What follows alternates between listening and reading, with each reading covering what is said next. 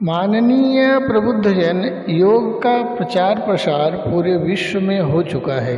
यहाँ एक बात प्रसन्नता की है कि कोई भी धर्म, कोई भी संप्रदाय योग का विरोध नहीं करता, बल्कि सभी मुक्त कंठ से योग की प्रशंसा करते हैं।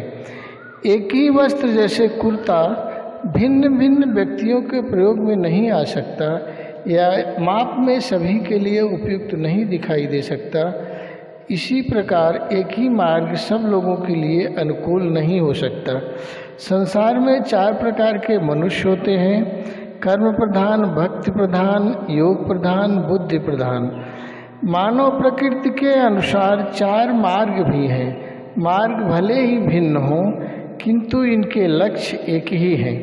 भिन्न भिन्न दृष्टियों से परम तत्व को प्राप्त करने के इनके मार्ग क्रमशः इस प्रकार हैं: कर्मयोग, भक्ति योग, राजयोग और ज्ञान योग। यहाँ यह बता देना आवश्यक है कि चारों मार्ग परस्पर विरोधी नहीं हैं, वरंच एक दूसरे के सहायक हैं।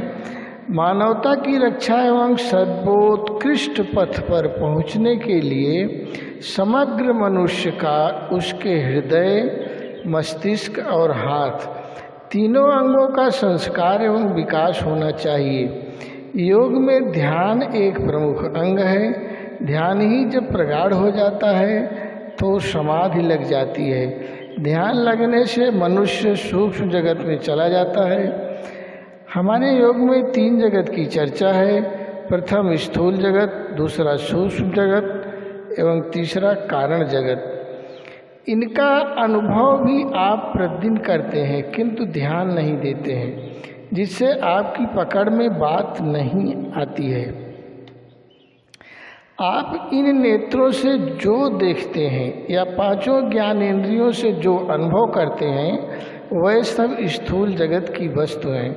दूसरा, जब आप निद्रा में होते हैं तो सूक्ष्म जगत में चले जाते हैं।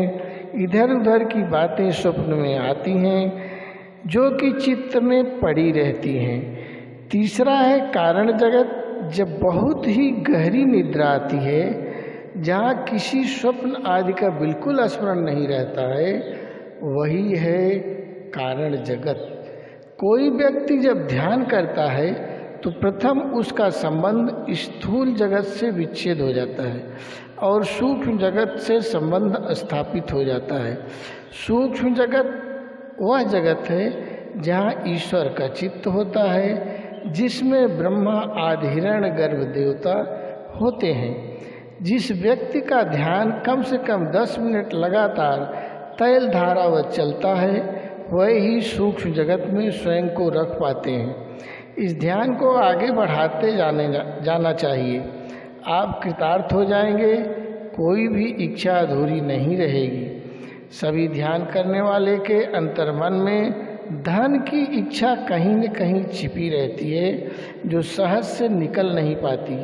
यही कारण है कि ध्यान करने वाले सूक्ष्म जगत में जब स्थिर होने लगते हैं तो सूक्ष्म जगत के देवतागण ध्यानी को अपार संपत्ति और साधन दे देते हैं।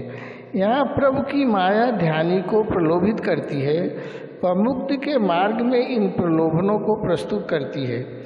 यही वह कारण है कि ध्यान करने वाले अपार संपत्ति के मालिक बन जाते हैं। ध्यान करने के सबसे सटीक पथ का वर्णन हम अगले वीडियो में करेंगे। वीडियो अच्छा लगा हो तो लाइक, शेयर एवं कमेंट करें। चैनल को सब्सक्राइब कर लें। धन्यवाद।